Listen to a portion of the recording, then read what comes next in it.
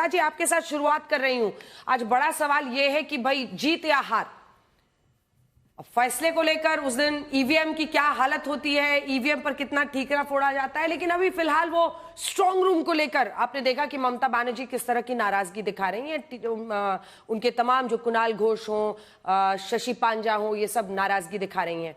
सवाल ये है कि चुनाव आयोग और चुनावों पर भरोसा, उसको विपक्ष लगातार कटघरे में खड़ा कर रहा है। अब तो वोटिंग हो गई है, अब वोट तो मिलना नहीं है, तो ईमानदारी से बात आज सबकी तरफ से होनी चाहिए कि जीत या हार, क्या फैसला सबको होगा स्वीकार? शहजाद जी, आपसे शुरू कर रहे हैं।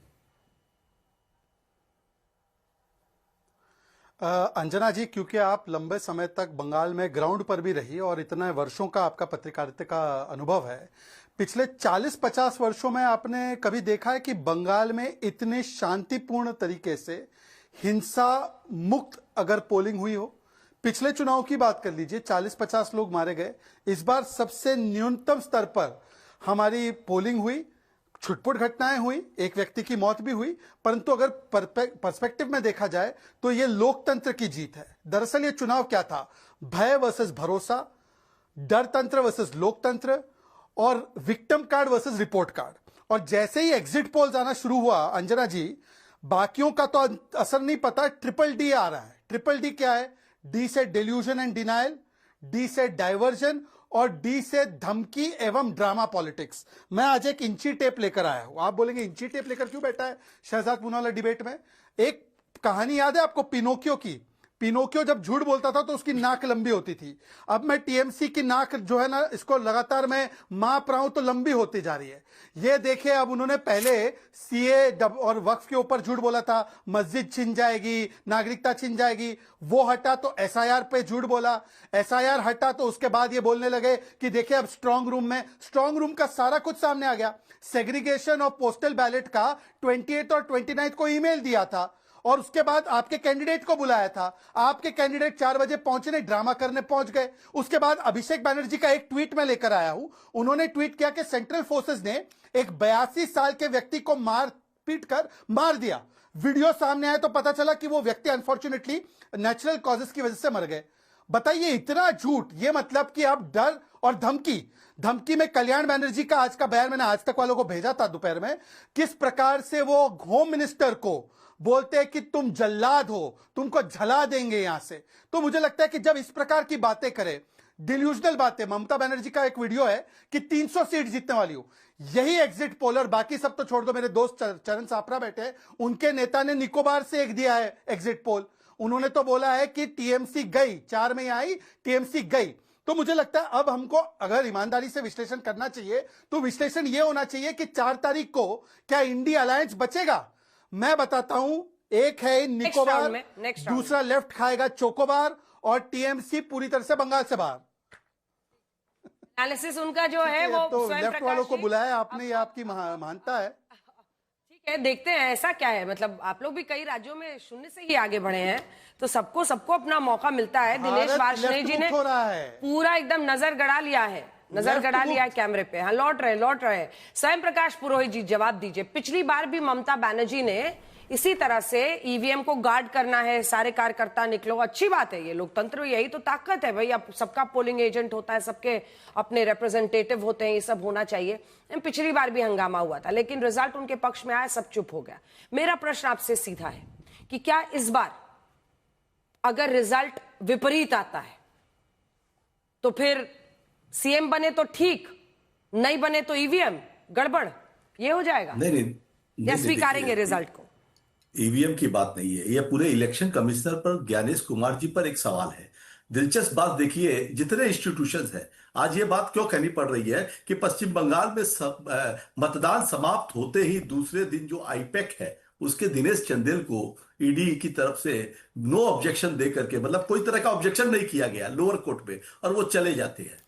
कैसे संवैधानिक पदों पर बैठे हुए व्यक्ति इस तरह की कार्रवाई कर रहे हैं। इलेक्शन कमिश्नर ने जो काम किया है, अमित शाह जी खुद यहां पर थे, आपसे मेरी 2-3 बात हो चुकी है इस मुद्दे पर कि उन्होंने कैसे लोगों को डराया धमकाया है। पेपर में फुल पेज का ऐड आता है, भय मुक्त वातावरण करेंगे, मगर डरा दिया कि आपके वोट काट दिए जाएंगे, आपको जो पैसे मिलते हैं वो नहीं मिलेंगी। और 85% जेन्युइन वोटर्स हुए। 92% का जो पिछला आंकड़ा है उसके साथ में आप इसकी तुलना करेंगे तो एक्चुअल वोटर फेस आएगा और पिछली बार से 20 लाख के आसपास वोट ज्यादा गिरे। मगर बात यह नहीं है, इलेक्शन कमिश्नर की हर बात पर बंगाल के ऑब्जर्वर नहीं रहेंगे।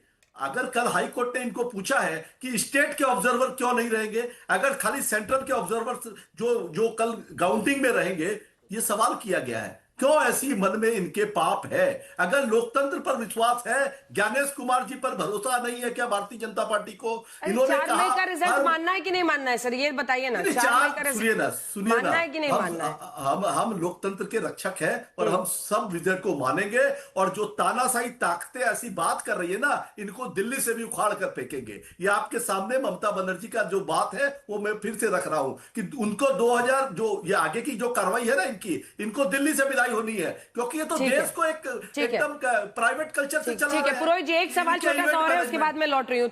कांग्रेस कबूल है ना, राहुल गांधी जी ने कहा है कि वो उनका जो कम्युनल और ध्रुवीकरण वो कर रही है, इसकी वजह से बीजेपी जीत रही है, ये तक कह दिया आपने। उनके साथ फिर हाथ मिला के हटाएंगे ना, क्योंकि अकेले तो कैसे करिए। राहुल गांधी जी भी वही काम कर रहे हैं। हाँ। जो कभी भूतकाल के अंदर में कांग्रेस पार्टियों ने राज्य सरकार के साथ किया। कांग्रेस और भारतीय जनता पार्टी दोनों ने शोषण किया है पश्चिम बंगाल का। पिछले 5 दशकों से यह शोषण जारी है। हम गए थे 2-3 साल केंद्र में उनके साथ थे, फिर निकल गए। वाजपेयी जी के समय कुछ काम हुआ, उसके बाद में मनमोहन सिंह जी के समय कुछ काम हुआ, मगर बाकी फेज में क्या बंगाल को दिया है केंद्र सरकार ने? एक भी उद्योग, बड़े उद्योग बोलते हैं। लौट रही हूं उस पर। ज्ञानेश कुमार अमीन साहब जल्दी से वो कह रहे हैं, उसके बाद मैं सापरा जी और दिनेश जी के पास जाऊंगी।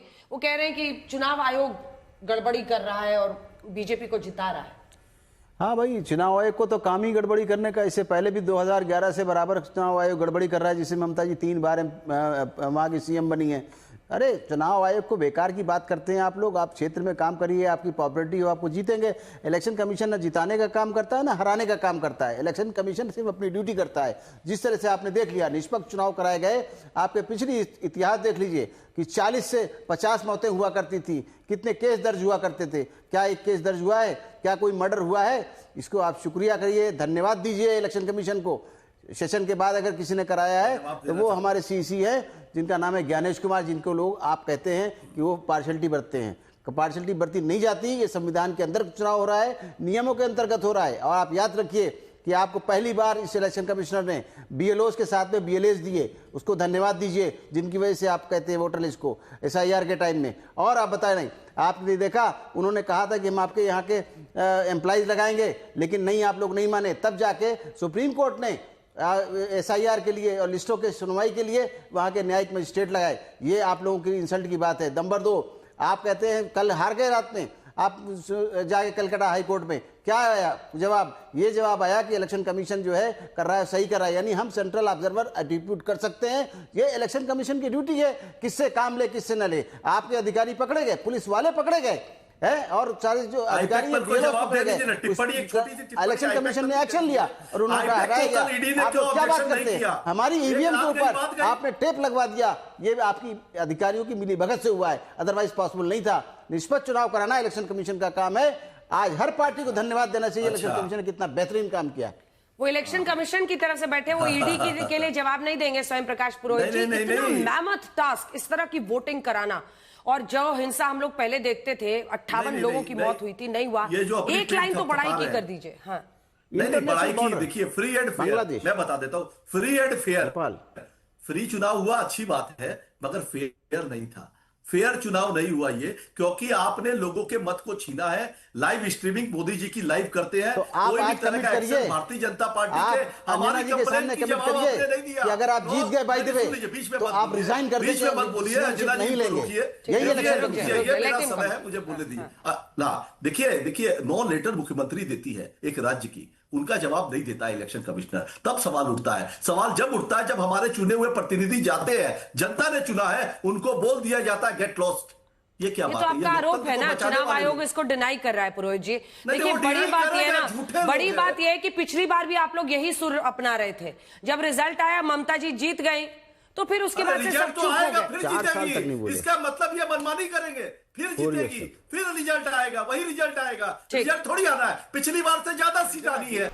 ये अंजना जी वो जो मैं अंजना जी वो जो टेप लाया था ना, थोड़े 2 इंच बढ़ गई। इन्होंने बोला हम इंस्टीट्यूशन सेफगार्ड करते हैं, जुडिशियल ऑफिसर को बंधक बनाया, तो सुप्रीम कोर्ट ने फटकार लगाई कि भाई चल क्या रहा है पश्चिम बंगाल में। रेड के दौरान ममता बनर्जी फाइल चोरी करके आती है, ये इंस्टीट्यूशन बचा रहे हैं। स्वयं जी प्लीज अपने प्लीज ये हुड़दंग मत कीजिए भाई साहब, आपको इतना समय।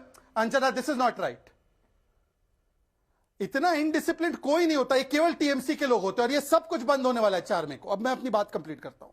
अंजना जी, इसको बोलते हैं पीपीबी। आप बोलेंगे पीपीबी क्या है शहजाद? प्री पोल बहाना। वैसे राहुल गांधी चुनाव हारते तो पोस्ट पोल बहाना बनाते कि भाई इसलिए हार गया, इसलिए हार गया। ये प्री पोल है, ये पहले से इनको पता है कि हारने वाले, तो भाई बहाना क्या बनाना है? तो बोलना है कि इलेक्शन कमीशन हमारे खिलाफ था, ईवीएम हमारे खिलाफ था, वो मौसम हमारे खिलाफ था, फलाना हमारे खिलाफ था। अब सबको ये लोग ब्लेम करेंगे। कल देखना, कल एक नया कार्यक्रम होगा, उसमें भी ब्लेम गेम होगा।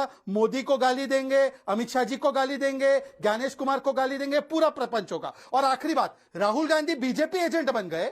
बताइए, दिल्ली में तो इतनी अच्छी दोस्ती निभाई अभी वुमेन्स रिजर्वेशन पे, उसको हराने के लिए, और यहां पर अब कुश्ती कर रहे हैं। ये इंडिया अलायंस है, ये सिचुएशनशिप है, समझ ही नहीं आता। ये कभी दोस्ती, कभी वार, ये क्या चल रहा है?